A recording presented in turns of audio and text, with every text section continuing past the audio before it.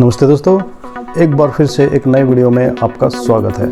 दोस्तों, जैसे कि आप जानते हैं कि 110वीं शिक्षक परीक्षा के दूसरे राउंड के दूसरे फेज के फॉर्म पोर्टल पर शुरू हो चुके हैं। और दोस्तों, फॉर्म शुरू होने के साथ ही बहुत सारी क्वेरीज भी हैं जो कैंडिडेट्स के मन में आ रही हैं। और दोस्तों, बहुत सारे कैंडिडेट तो असमंजस की स्थिति में हैं कि वो इस एग्ज़ाम फॉर्म को भरें या नहीं भरें। तो दोस्तों, आज के इस वीडियो में हम कुछ इसी तरह की समस्याओं के बारे में बात करने वाले हैं। लेकिन दोस्तों, वीडियो शुरू करने से पहले यदि आप इस चैनल पर नए हैं तो इसे सब्सक्राइब करने के साथ साथ बेल आइकन जरूर प्रेस कर लें ताकि इस तरह की हर अपडेट आपको समय समय पर मिलती रहे। तो दोस्तों, चलिए आज का वीडियो शुरू करते हैं। दोस्तों, 110वीं शिक्षक परीक्षा के दूसरे राउंड का फेज़ 2 स्टार्ट हो चुका है। लेकिन दोस्तों, बहुत सारे कैंडिडेट ऐसे हैं जो ये सोच रहे हैं कि हमें इस एग्ज़ाम फॉर्म को भरना चाहिए या नहीं भरना चाहिए। यानी उनके मन में ये डाउट है कि वो इस एग्ज़ाम फॉर्म को भर सकते हैं या नहीं भर सकते हैं। तो दोस्तों, यहाँ पर मैं आपको क्लियर कर देना चाहता हूँ, जिन कैंडिडेट की अप्रेंटिसशिप की ट्रेनिंग अवधि दिनांक 15 अप्रैल 2020 को ख़त्म हो चुकी है, वो सभी कैंडिडेट इस एग्ज़ाम फॉर्म को भर सकते हैं। यानी 15 अप्रैल 2020 या उससे पहले की ट्रेनिंग अवधि समाप्त हुए सभी कैंडिडेट्स इस एग्ज़ाम फॉर्म को भर सकते हैं, बशर्ते उन्होंने न तो 110वीं शिक्षक परीक्षा के पहले राउंड में अप्लाई किया हो और न ही दूसरे राउंड में अप्लाई किया हो। तो दोस्तों, यहाँ से आपको इस बात को समझना होगा कि आपने न तो 110वीं शिक्षक परीक्षा के पहले राउंड में अप्लाई किया है और न ही दूसरे राउंड में अप्लाई किया है। यानी जिन कैंडिडेट का पहले राउंड में रीअपियर आया है वो कैंडिडेट भी इस एग्ज़ाम फॉर्म को नहीं भर पाएंगे, क्योंकि उन्होंने ऑलरेडी पहला राउंड अटेंड कर लिया है। तो दोस्तों, यहाँ पर ये बात तो स्पष्ट हो जाती है कि रीअपियर वाले कैंडिडेट भी इस एग्ज़ाम फॉर्म को नहीं भर पाएंगे। यदि फिर भी आप ट्राई करते हैं इस एग्ज़ाम फॉर्म को भरने की, तो आपके सामने ये एरर आ जाएगी, you have already applied for 110 AITT। दोस्तों, अभी हम बात करते हैं उन कैंडिडेट्स की जिनकी अप्रेंटिसशिप की ट्रेनिंग अवधि 15 अप्रैल 2020 के बाद पूर्ण हुई है।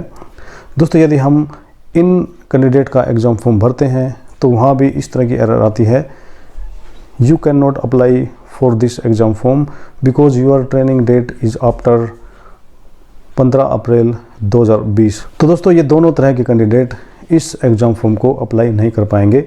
दोस्तों, इसमें वो सभी कैंडिडेट्स भी शामिल हैं जिन्होंने पहले राउंड में एग्ज़ाम दे दिया था, लेकिन डिपार्टमेंट्स के द्वारा उनके प्रैक्टिकल के मार्क्स को गलत अपलोड कर दिया गया। दोस्तों, ये जो गलती है ये डिपार्टमेंट्स के द्वारा हुई है। पोर्टल को ये थोड़ी पता होता है कि आपके जो प्रैक्टिकल के मार्क्स हैं वो सही हैं या गलत हैं। आप जो भी चीज़ एंटर करेंगे पोर्टल तो उसी को एक्सेप्ट कर लेगा। तो जिन भी कैंडिडेट के प्रैक्टिकल के मार्क्स पोर्टल पर गलत चढ़े हुए हैं उनका भी अभी कोई सॉल्यूशन नहीं होने वाला है। उनको इसके लिए अगला एग्ज़ाम यानी 111वीं शिक्षक परीक्षा के लिए वेट करना होगा। दोस्तों, अभी हम बात करते हैं उन कैंडिडेट्स की जिनके सेशनल के मार्क्स पिछली बार पोर्टल पर नहीं चढ़ पाए थे और इस वजह से उनका हॉल टिकट नहीं निकल पाया और वो एग्ज़ाम में भी नहीं बैठ पाए थे।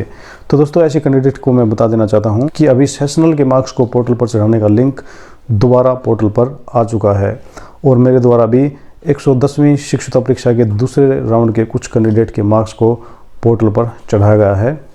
तो यदि आपके प्रैक्टिकल के मार्क्स या फिर सेशनल के मार्क्स पोर्टल पर नहीं चढ़े हैं तो आप आपके डिपार्टमेंट में संपर्क करके अपने ये मार्क्स अवश्य चढ़वा लें ताकि आने वाले एग्ज़ाम के लिए आपका हॉल टिकट जारी हो सके।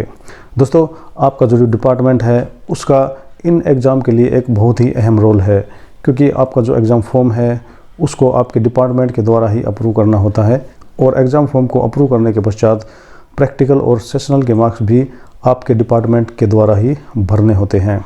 दोस्तों, अभी हम बात करते हैं उन कैंडिडेट्स की जिनका पहले राउंड में रिजल्ट नोट प्रोसेस्ड शो कर रहा है। दोस्तों, इस तरह की एरर भी बहुत सारे कैंडिडेट्स की है कि उनका पहले राउंड का रिजल्ट ही अभी तक पोर्टल पर नहीं आया है। ऐसे में वो ना तो अगले एग्ज़ाम के लिए अप्लाई कर पाएंगे और ना ही उनका रिजल्ट पोर्टल पर घोषित हो पाया है। तो दोस्तों, ऐसे कैंडिडेट को अपने डिपार्टमेंट से संपर्क करके DGT को मेल करवानी पड़ेगी। दोस्तों, मेरी आपसे यही सलाह है कि आप बार बार अपने डिपार्टमेंट को इस बारे टोकें और उनके ज़रिए ही आप DGT को मेल करवाएं ताकि आपके रिजल्ट को डिक्लेयर संबंधी कार्यवाही पूरी हो सके। दोस्तों, डिपार्टमेंट के साथ साथ आपका जो SAA यानी आपका जो स्टेट अप्रेंटिसशिप एडवाइज़र है या फिर RDAT जो होता है उसका भी आपके रिज़ल्ट को डिक्लेयर कराने का पूरा रोल होता है। तो इसी बारे आप बार बार अपने डिपार्टमेंट में बात करके या तो RDAT में इस बारे मेल करवाएं या फिर SAA में इस बारे मेल करवाएं। तो दोस्तों, इस एग्ज़ाम के बिना जो भी कैंडिडेट रह जाते हैं, यानी जिन कैंडिडेट का 110th एग्ज़ाम में रीअपीयर आया है या फिर जिनकी अप्रेंटिसशिप की ट्रेनिंग अवधि 15 अप्रैल 2020 के बाद की है, उनको 111वीं शिक्षुता परीक्षा का इंतज़ार करना होगा। और दोस्तों, अब हम ये उम्मीद कर सकते हैं जो 11वीं शिक्षुता परीक्षा है वो अप्रैल में की जाए, क्योंकि दोस्तों साल में 2 बार ही जो अप्रेंटिसशिप की परीक्षा है वो होती रही हैं, अप्रैल में या फिर अक्टूबर में। तो उस हिसाब से हम अप्रैल माह में 111वीं शिक्षुता परीक्षा होने की संभावना कर सकते हैं।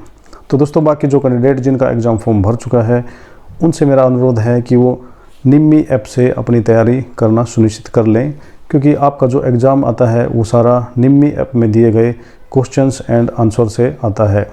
तो दोस्तों, बस आज के लिए वीडियो में इतना ही। मिलते हैं अगले वीडियो में, तब तक के लिए वंदे मातरम, जय हिंद।